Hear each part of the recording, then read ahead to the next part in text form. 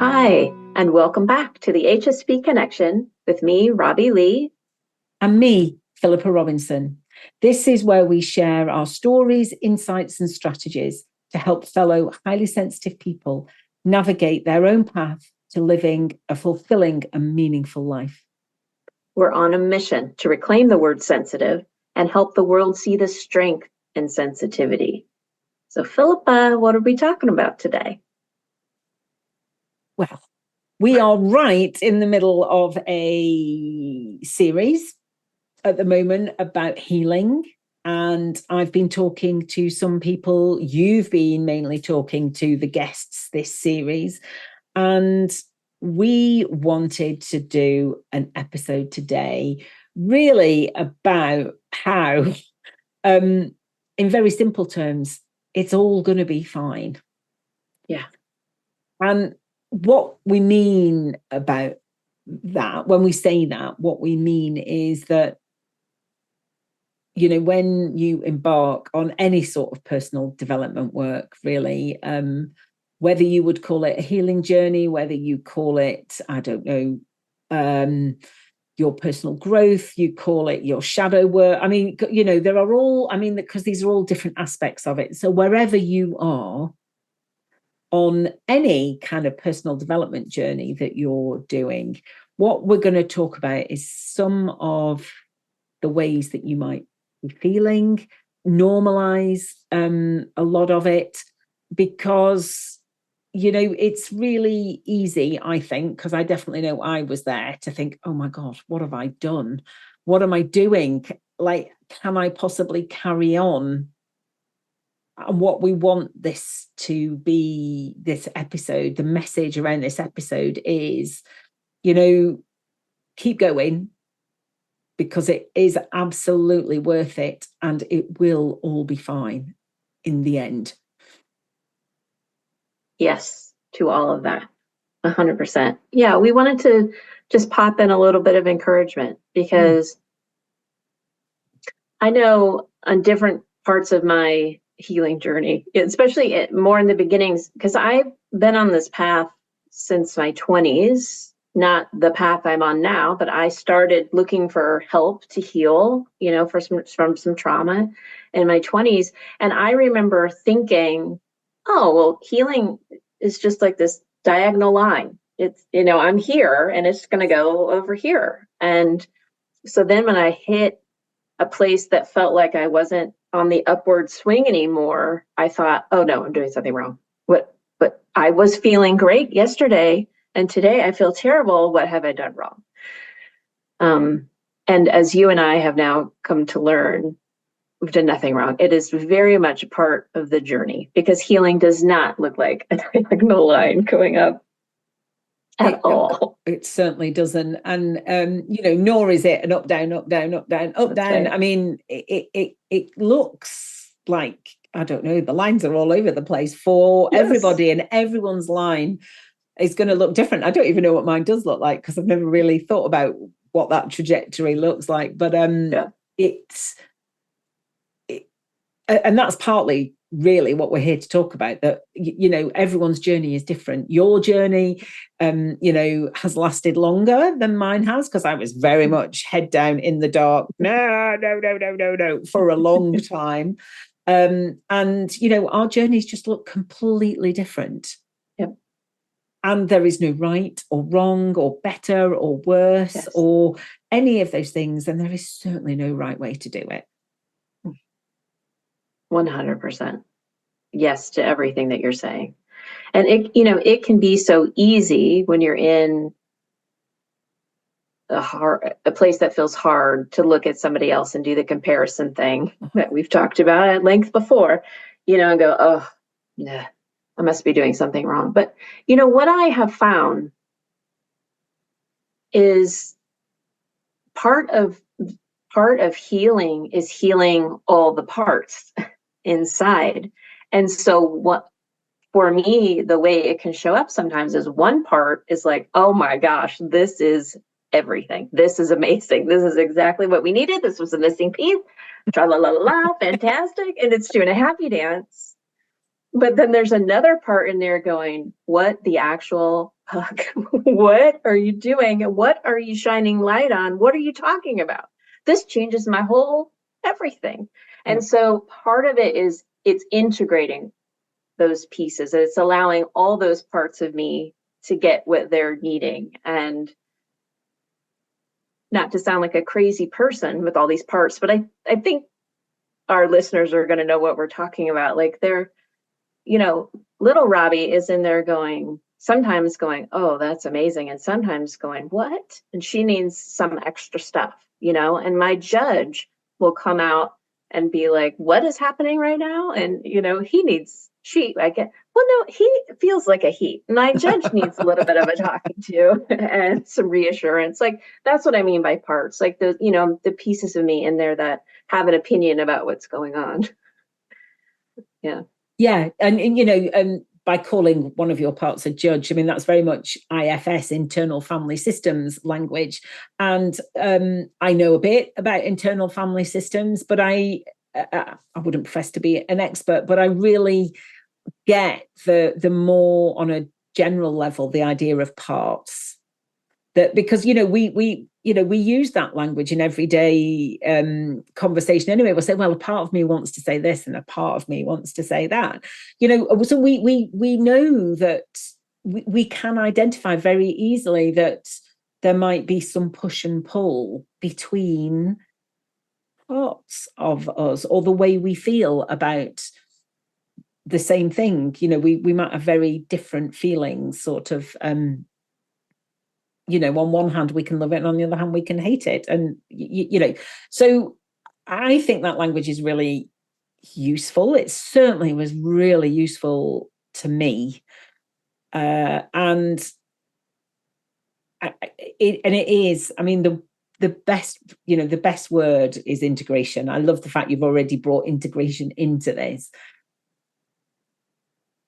because for what has been really key for me, and I'm pretty sure the same is for you, is integrating all those parts. I used to feel very separate, very, like I had these parts of me over here that I really didn't want to look at. And also saying over here and waving my hand is not very useful for if you're listening on audio, but I meant sort of out here, sort of to the side of me, away from me, out of my actual body. I had these parts that probably felt unwelcome, a bit standoffish, hurt. There's quite a few of them. In fact, I would say at one point there were more parts outside than there were inside. And what my last 7-8 years have looked like has been working with those, as you said, Robbie, to work out what they need and bringing them back bit by bit. Yeah, I love that visual of bringing them back. Yes. It's like welcoming them home into the safe, that we have created a safe place for them to come and be. Because the reason our parts leave is because something's not safe anymore, right? It's a whole survival strategy. Yeah. And so, there's something really, it makes my heart really warm to think about being able to welcome the parts back. Yeah. And I think in IFS they're called exiles, or certainly in some parts work they're called the exiles. I'm not sure I quite like that word because it feels like I've exiled them, but anyway, whatever language works for you. I think the idea that there are parts of us, younger parts of us, other parts of us that need something that we didn't get, haven't had, and that we need. And if they don't have what they need, then they can really run the show and they can really put a spanner in the works. So sure. Yeah, and that was my little girl all the time. Little Philippa was really causing me some big mayhem at one point. I didn't know that's what was going on at the time. Of course. I think when I heard somebody say, or I read it, I can't remember, that made me realize that in a situation, if I was having a really big reaction, probably a disproportionate reaction to what had actually happened in that moment, then it is more than likely that reaction was not about what had happened in the moment. It was coming from old patterns, old wounds. It was probably a younger part of me. And when I understood that, I was able to, I was able to do lots of things, actually, because what I used to feel was very ashamed. I felt a lot of shame around my big feelings. So yes, I have big feelings because I'm an HSP. I also have big feelings, had big feelings, still have big feelings. But in those moments that I'm talking about, had big feelings because there was a very wounded little girl inside me who obviously is an HSP. So we're talking big feelings here. And so I felt a lot of shame around them as an adult because I kind of knew they had a childlike quality to them, and felt as an adult that was totally inappropriate. So when I learned that it was a part of me and a wounded child part of me, it let me have much more compassion for that part of me, and to think about, okay, what do I need? What does that part need? Rather than going, oh, shut up and stop being, all those, bad things that I could have said to myself in the past, like, just get yourself together and don't show those feelings and don't cry in front of people. And, oh my God, look what you've done now. And, all of that.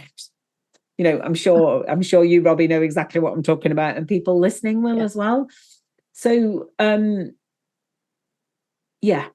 it understanding parts has been very helpful for me in lots of different ways. Mm-hmm. What about you?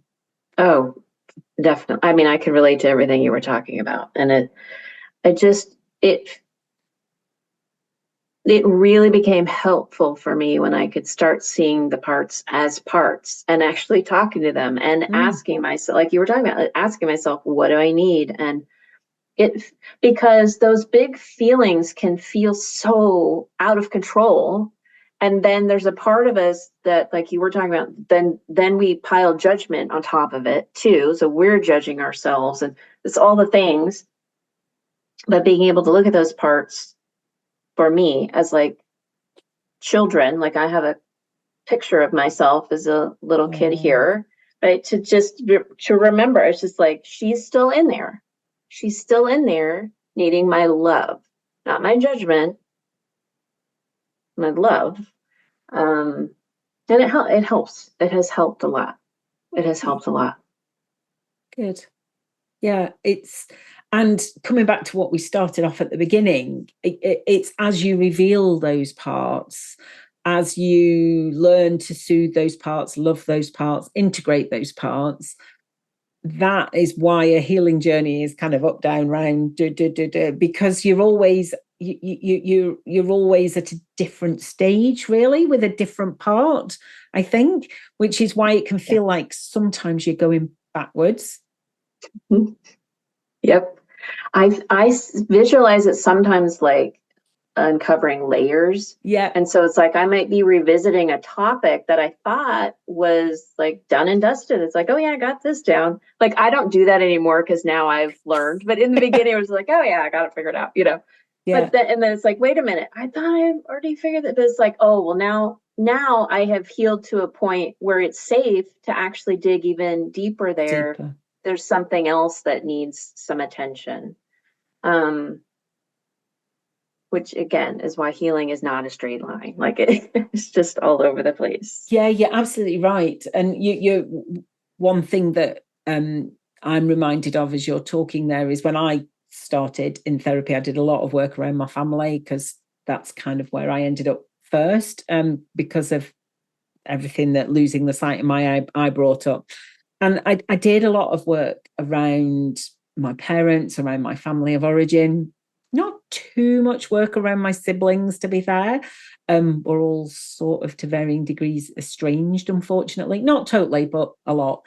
But then the next layer or another layer that came in a little bit after I left, no, while I was still in therapy, actually, was the dynamic that was playing out for me at work, the job I was in at that time. And I hadn't worked out that when I was explaining a situation to my therapist of sitting around a table in a boardroom with the three men, the management team really, with these three men and me. And I always felt like I didn't have a voice. I always felt I knew I was capable, but I always felt really dimmed. Like my light was very dim when I ended up in a space with them. I don't think they would have known that, because they probably, but it definitely wasn't the whole me that was in those situations with them. But my therapist pointed out that I have three brothers.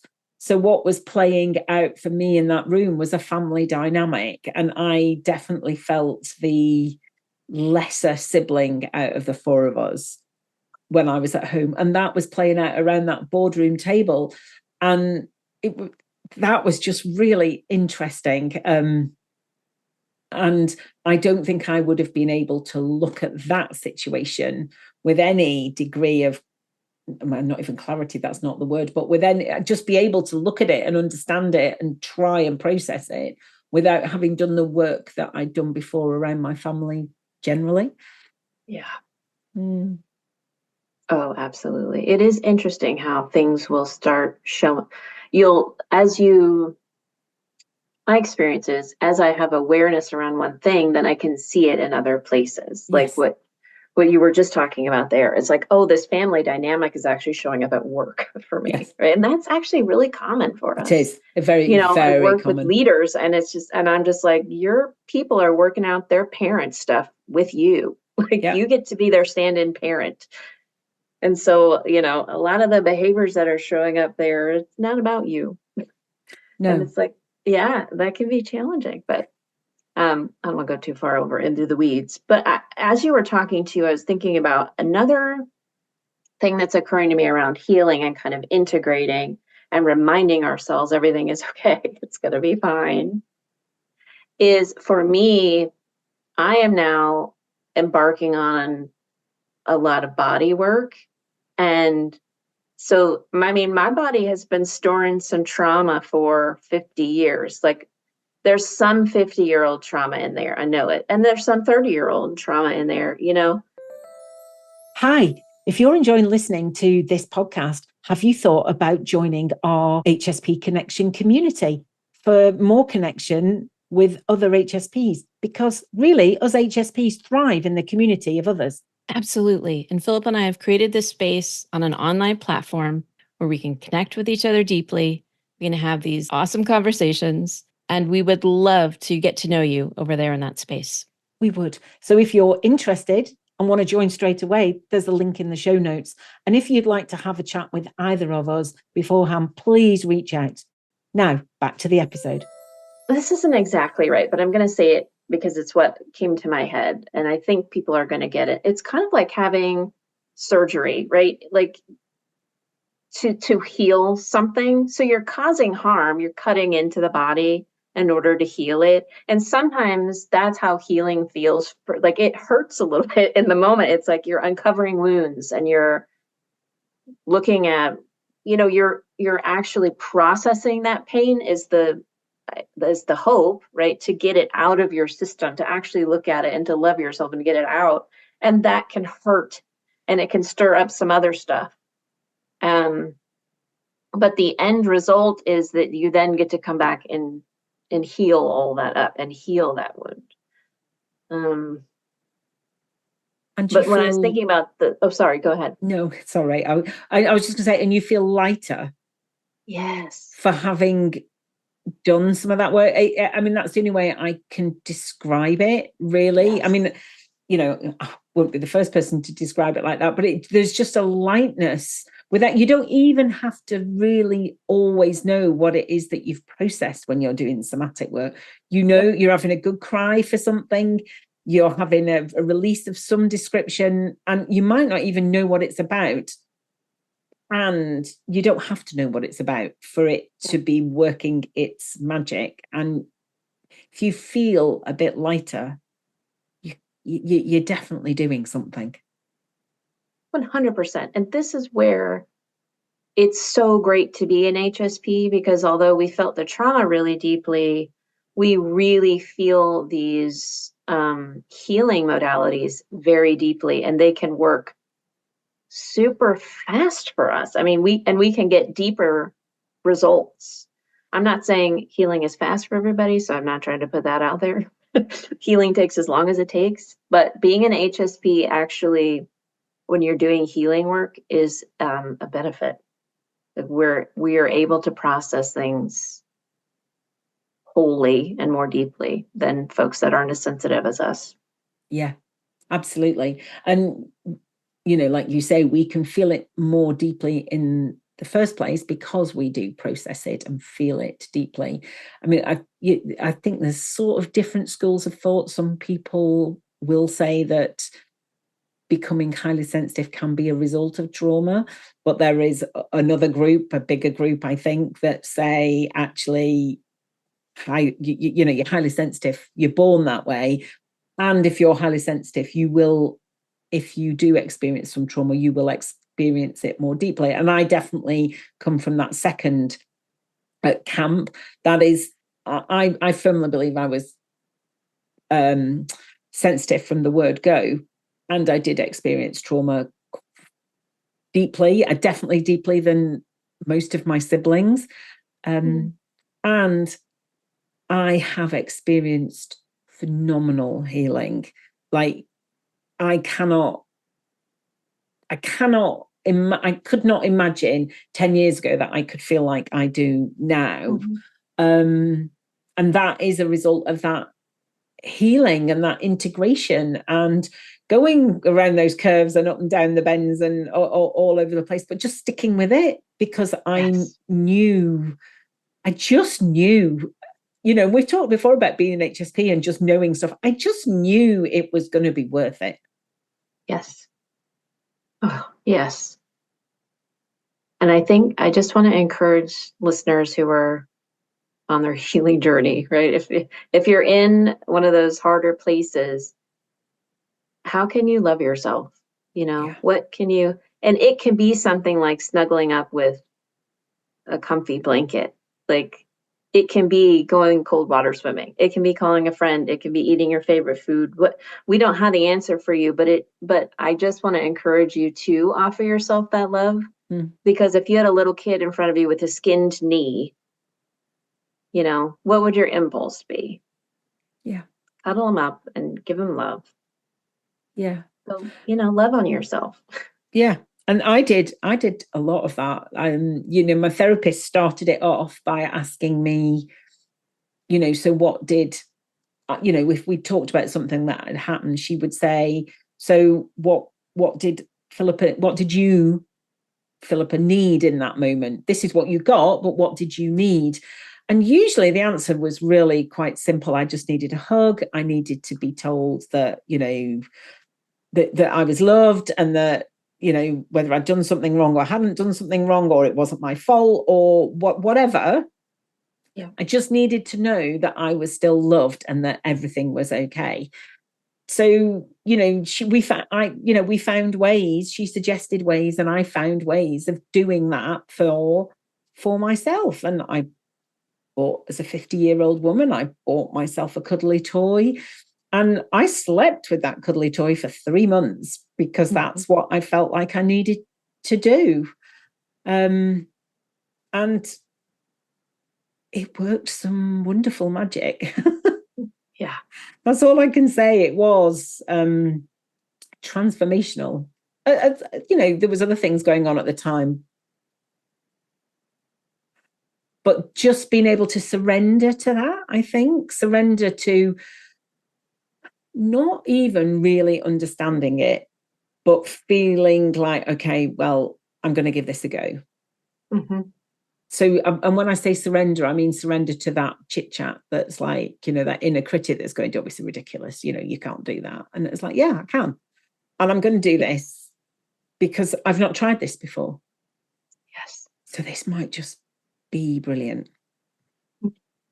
And some things were, and some things weren't so brilliant. And the things that were, I carried on and played with, and, and things that weren't, there have been some things that I've kind of gone back to again later, but like you said, we're not here to be prescriptive. It's very much an individual journey. But if you try something and it doesn't, well, I was going to say it doesn't work. I mean, actually, most things are working on some level, but if it's not working in the way that you are hoping that it's going to work right now, maybe, try something else, and you can always come back to it later, and it's probably have done something on some level that you just don't quite get yet, and it will become clear a bit later on. So I suppose what I'm saying is just stay curious and open-minded about the whole thing. I completely agree. The word that was coming up for me when you were talking was experiment. It's just like, and I love, what you said, curious. It's like, just try those things that your deeper wisdom is like, hey, what about this? Hey, what about this? And you've mentioned like, sometimes it didn't make sense. It's like, yeah, because that's when our brain is weighing in and going, you're a grown woman. Why do you have a stuffed toy? Right? Yes. And it's just like, brain, you don't need to weigh in. You don't have all the information. There's something within me saying that this is what I need. And I'm not harming anybody. So this is what I'm going to experiment. I'm going to try. And if it feels good, I'm going to keep doing it. And that has served me well, just to try it, even if my brain is like, what? Because I have to remind myself our brains don't have all the answers. No. If they don't, I would have been fixed if they did, I would have been fixed, I'm putting in quotes, a long time ago, because my brain is very active with ideas about everything. Yes. And your brain, as we learned in a previous episode, knows how to come in and logic its way into whatever you're feeling and logic you out of what you're about to do, when that might just have been something really wonderful. That's exactly right. Yeah. Yeah. It is. And I suppose we shouldn't underestimate the power of that logic and the power of the inner critic. Yes. Especially, I should imagine a lot of people listening, and we certainly were very used to that inner critic. And it's a journey with that. Yeah. Overcoming that inner critic, really, or not even overcoming it, but the inner critic is a protective part anyway. It's trying to protect us from perhaps doing something that in the past somebody might have laughed at us, or said some unkind words, or all of those things. Our inner critic is really just the voice of a protective part of us. Yep. So there's a whole load of work around the inner critic. Yes.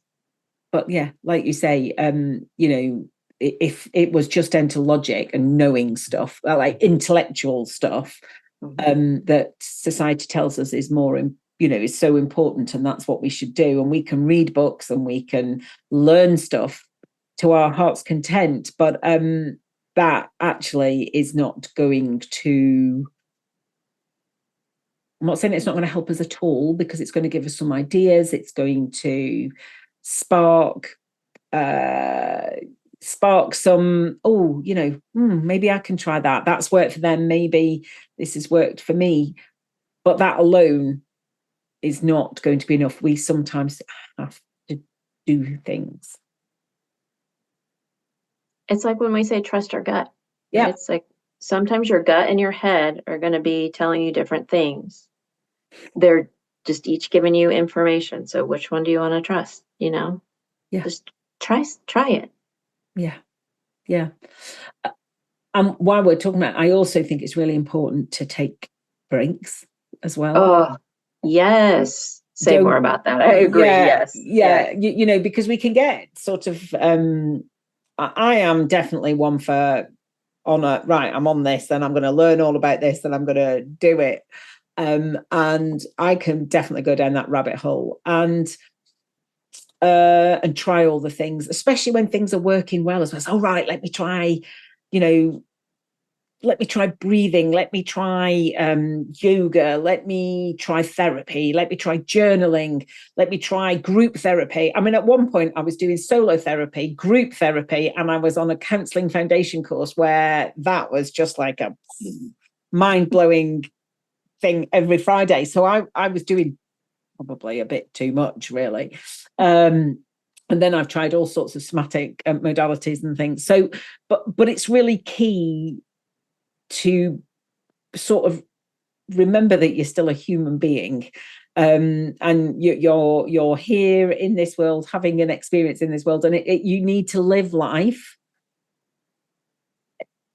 and you just need to have some, like, okay, let's not think about a new modality, let's not go and investigate tapping or EMDR, or let's just not for now, let's just integrate what we've learned so far and trust our gut to tell us when it's time to start something else.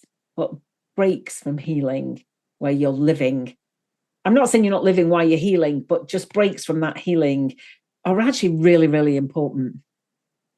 I couldn't agree more. And it's like, it's, I mean,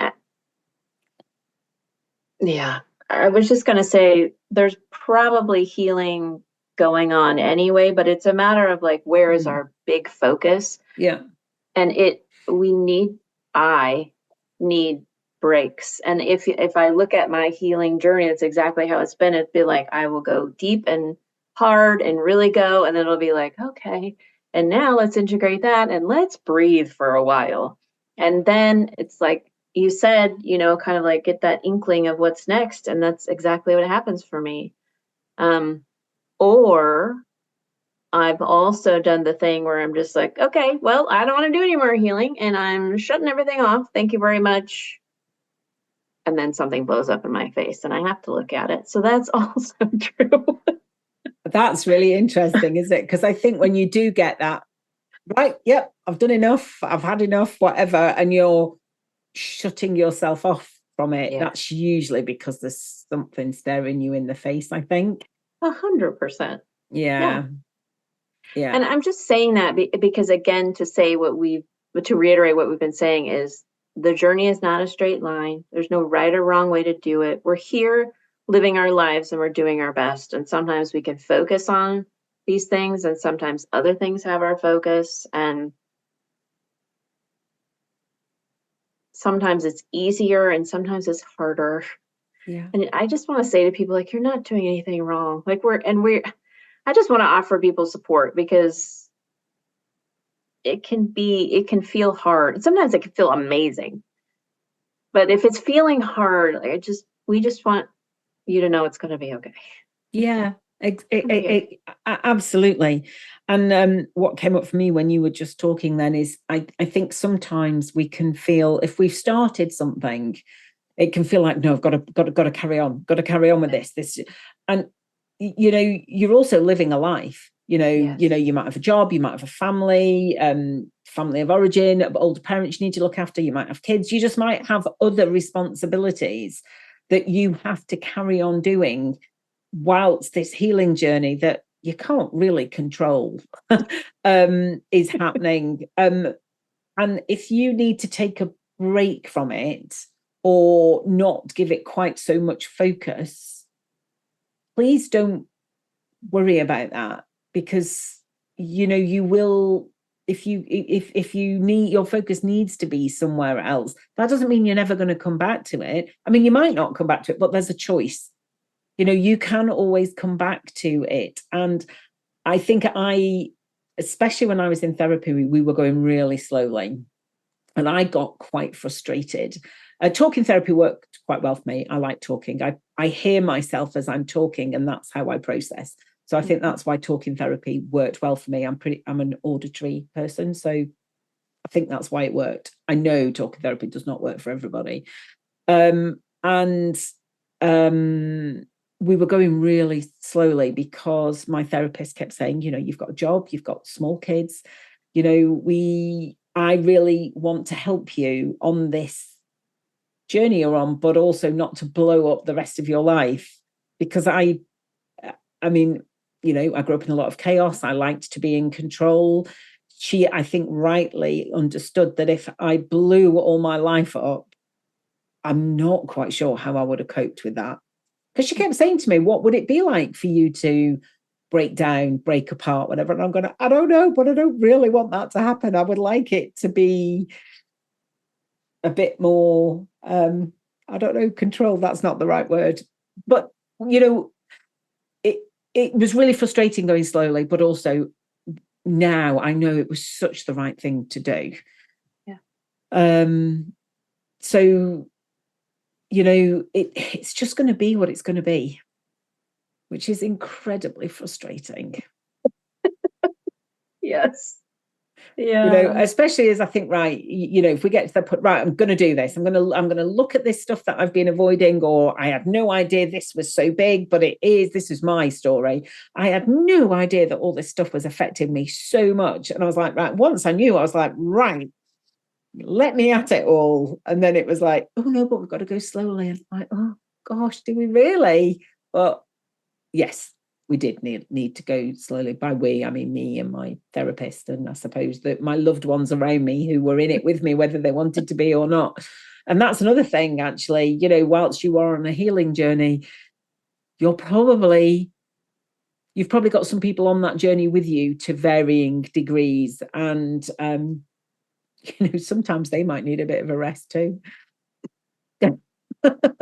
It's true. Not really occurred to me until I said that then, or I thought it and then said it. But it's such amazing work, because you're not just doing it for you, you're doing it for everyone around you, and everyone gets to benefit as well as you. Yes. It is so incredible. It's so worth it. And you know, it takes as long as it takes, and the sooner you can find a way to be at peace with that, I think the sooner it becomes a bit more, dare I say, enjoyable. I mean, it does get to a point where it is enjoyable. I quite enjoy it now, even though those moments where I'm triggered and something happens and I have to work out what it is, I don't enjoy them in the moment, but I kind of enjoy the working it out and think, oh, right, okay, that's where that's coming from. That's a surprise. I didn't think it was coming from there, but it is. You know, I enjoy the curiosity that is needed around it. Me too. And the tools that I've added to my tool bag along the way, it's just like, oh yeah, I can approach things with different skill sets now than I could before. And that feels good. Even if the thing itself didn't feel good, like you were saying, but the ability to kind of process it now, I'm like, oh, okay, yeah. Do you have a favorite tool? Oh gosh, that's tough.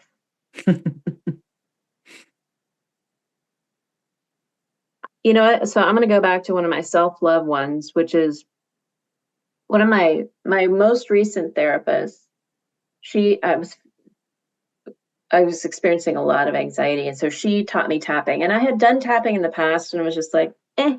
But the way she taught it really worked well for me. And I think it's because she always paired how I was feeling with I love and accept myself. So my phrase in the beginning was, even though I'm feeling anxiety, I love and accept myself. And so I'd be tapping these points on my body and telling myself that I love and accept myself, even though I was feeling this way I didn't want to feel. And that created so much peace for me. And so that's my go-to tool when I find when I need something, you know, quick and in the moment, and I find my system is like, I will tap myself and I will say, even though I'm feeling, and I name it, I love and accept myself. No, I love that. Yeah. What about you? What's your favorite tool? I think my go-to, my quick, easy, always hits the mark to, or always helps me through that moment is one hand on my heart, one hand on my, definitely one hand on my heart. So maybe two hands, maybe one hand and then the other hand over the top, or the other hand on my belly, depending on which is the least sort of obvious in a way if I'm around other people, and just breathing, deep breath, deep breath down into my belly, and just telling myself it's okay. Something as simple as that really, really helps. And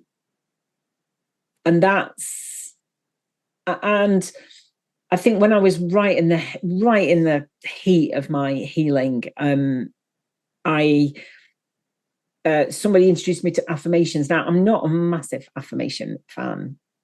Well, it depends on why you're using them, because really the words you're using are an affirmation. And I'm a great believer in like having a lot of reading lots of affirmations, and one of them will just make you go, oh, and that's what happened to me. And the one that made me go, oh, is I am safe and I am looked after. And because that's not how I felt as a kid. So when I was going through a lot of therapy, when I was deep in my therapy and going through a lot of that childhood stuff, so I wrote that on a Post-it and I photographed it, and it's the wallpaper on my phone. It's still the wallpaper on my phone to this day. And I know it's there. I don't even have to read it. I know it's there. I know what it says. And I see it every time I, pick my phone up. And I don't really need it there now, but it's still quite nice to know it's there. But that really helped. I am safe and I am looked after, which is just a deeper version of the it's okay. It's okay. You've got this, whatever it is. So yeah, those are sort of, that affirmation was amazing. And that the breathing and telling myself it's going to be okay really help. And I find myself occasionally, without knowing why, wanting to take a big breath. My kids will go, are you all right? And I'll go, oh yeah, just breathing. And I just feel the need to take a big breath. And I think that's very much almost a built-in reaction now to just give me that tiniest of pauses to go, it's okay. That's good. Yeah. So have we done what we came here to do? It's all going to be okay. I think we wanted to normalize what a journey's like, which is basically anything goes, whatever it is. Yeah.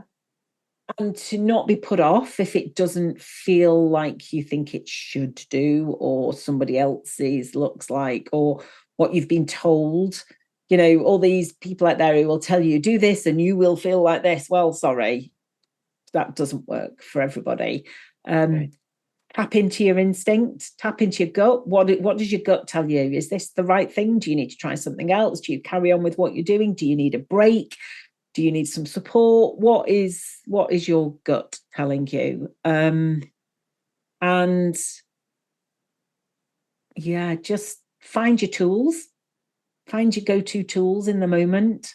We've done podcast episodes on those sort of things before, and we've got lots of great episodes coming up with other people who are going to have tools as well. Yeah, I think that's my summing up. What about you, Robbie? You summed up brilliantly for us. I think you did it. Yeah. Gosh, there was something that came up when you were talking, but now I think it flew out of my head. It did. It flew out. It's okay. You did a beautiful summary. Yeah. Good. Well, I hope this is helpful, and just, get in touch with us if you want to share where you are on your journey, and find your people as well. I think as well, can you find people to share where you're at, because be careful who you share it with, because not everybody's going to get it, but can you find people to share it with? because that can be quite helpful. And also sometimes you want to be on your own as well. So, again, listen to your gut. What is going to work? Yeah. Okay. I do remember the one thing that I forgot, which is good. It takes as long as it takes. Yeah. And I found for me, I am just in a slower rhythm in life in general. And so that is how things unfold for me. And when I'm in that mindset of it just takes as long as it takes, then that feels great because I'm just in with the flow. But when I'm trying to it's taking too long, it's not, then actually it just makes it take longer for me. So, and of course I get the impulse to want it to hurry up and be done. I really get that. And also it just takes as long as it takes. Yeah, we all want to be on the other side, wherever that is, don't we? Right. And I think to a big extent, I feel I'm over that hump and on the other side, but I wouldn't say I'm done, that there's no healing left to do. And I don't know when I reach that stage. I can't tell you that it was this thing or this day. I just know generally feeling in my body that I am quite a long way along my healing journey. I mean, I don't think we ever really get to the end, but I just know that in my body. But you get there by kind of looking back, I think, eventually.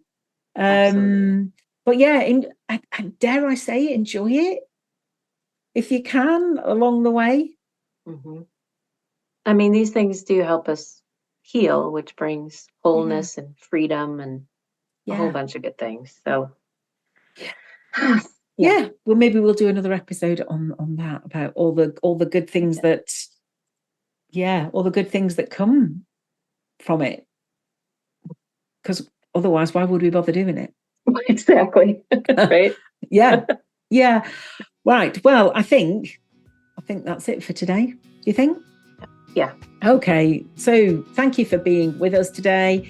Remember, there is great strength in your sensitivity. Yes, absolutely. And the world needs you to be who you are. But today, it's bye for me. And it's bye for me. Thanks for listening to HSP Connection. If you've enjoyed listening, we'd love you to hit the follow or subscribe button, as this helps other people find us. And it also means you won't miss an episode. Also, we'd really appreciate it if you could rate the podcast and share it with anyone you think might be interested. If you listen on Apple Podcasts, you can also leave us a review. To get in touch with us, you can email us at hspconnectionpodcast@gmail.com. We'd love to hear from you with your thoughts and comments on the episodes, as well as suggestions for future topics and guests. We are both HSP coaches and speakers. And to find out more about Robbie, go to RobbieLeigh, LEIGH.com. And to find out more about Philippa, go to boldhsp.com. See you next time.